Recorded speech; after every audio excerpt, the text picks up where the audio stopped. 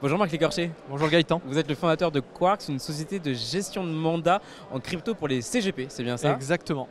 Il y a une grosse réglementation européenne sur les cryptos qui est entrée en vigueur et qui va entrer en application fin 2024, c'est MiCA. Mika. Aujourd'hui, les CGP, comment ils se positionnent sur les cryptos actifs dans le contexte de cette réglementation qui entre bientôt en vigueur?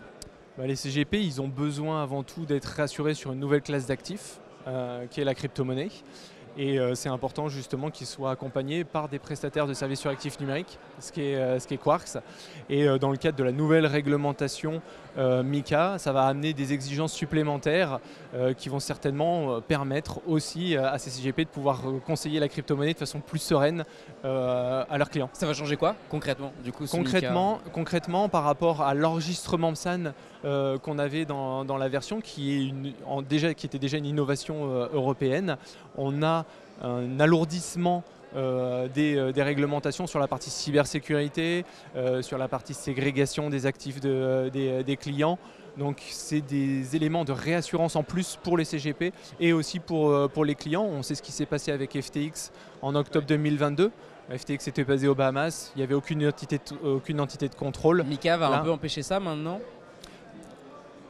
empêcher, on ne peut jamais éliminer le risque à 100%. Par contre, oui, très clairement, quand les professionnels du patrimoine passeront par des sociétés agréées PSCA, donc prestataires de services sur cryptoactifs, ils auront l'assurance d'avoir une conformité qui est au top. Donc MiCA va apporter plus de sécurité, notamment au niveau de la cybersécurité. Est-ce que du coup les CGP ils attendent l'entrée en application de ce texte pour adopter les cryptoactifs pour leurs clients?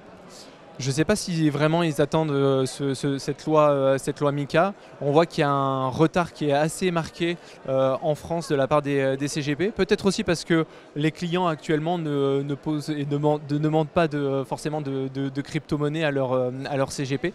Ils ont été refroidis par les scandales, c'est ça? Ouais, refroidis par les scandales, refroidis aussi par la volatilité du marché. Qui demande d'être bien évidemment compris et mieux appréhendé. Et puis aussi, je pense qu'il y a un manque de connaissances de la part des CGP. C'est ce que nous aussi on adresse par le biais de Quarks. On accompagne vraiment les CGP pour élever leur niveau de maturité sur la classe d'actifs pour qu'ils soient à l'aise pour pouvoir la recommander à leurs clients. Il y a les ETF crypto qui sont arrivés aux États-Unis, qui ne sont pas disponibles en Europe, mais ils sont disponibles aux États-Unis cette année. Qu'est-ce que ça a changé au niveau du marché américain des cryptos? Ça a été le meilleur lancement des ETF depuis la création de tous les ETF. Sur le Bitcoin, c'était lancé le 10 janvier. BlackRock, qui est le plus gros gestionnaire d'actifs au monde, recommande maintenant la crypto-monnaie à ses clients. Même lui. Et c'est pour ça on oppose toujours ça au CGP. On leur dit mais si BlackRock, qui est le plus gros gestionnaire d'actifs au monde, le propose à leurs clients, pourquoi pas vous? Mais est-ce que c'est seulement positif de voir arriver comme ça des gros noms de la finance traditionnelle sur un marché qui s'est créé historiquement en opposition à la finance traditionnelle et surtout avec des millions de dollars ou d'euros qui arrivent? Milliards, ouais, même carrément, ouais. 2 milliards, Ouais, je crois qu'on est à 17 ou 18 milliards d'encours sur le TF Bitcoin. Je pense que c'est une validation de la technologie et de l'intérêt aussi des particuliers sur cette nouvelle classe d'actifs.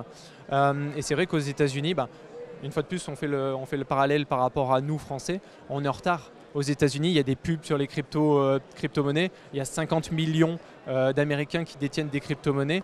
Je ne pense pas que le pourcentage en France soit aussi élevé. Et c'est devenu un enjeu de campagne aux États-Unis, alors qu'en France, pour l'instant, c'est encore modéré. C'est exactement ça. On voit que le sujet a été très sensible pendant la période de juillet, puisqu'il y a eu un revirement de situation et les ETF Ethereum Spot ont été validés. Justement, grâce à ça, on a vu que Trump gagnait beaucoup de voix grâce à ses positions plutôt pro-crypto. Et d'argent, parce que c'est un soutien de campagne aussi. Exactement. Et on voit que des Coinbase, des grandes sociétés crypto réalisent des dons, un petit peu comme à la même période on avait les cigarettiers et les lobbies pétroliers. Là c'est la crypto, voilà, après... à chaque période. À chaque période, effectivement, et chaque nouvelle tendance. Là c'est une tendance qui est plutôt faite pour s'installer. On le voit, on met les courbes d'adoption d'Internet et de la crypto-monnaie et on est vraiment sur les mêmes tendances. Merci Marc Lécorché. Merci beaucoup Gaëtan.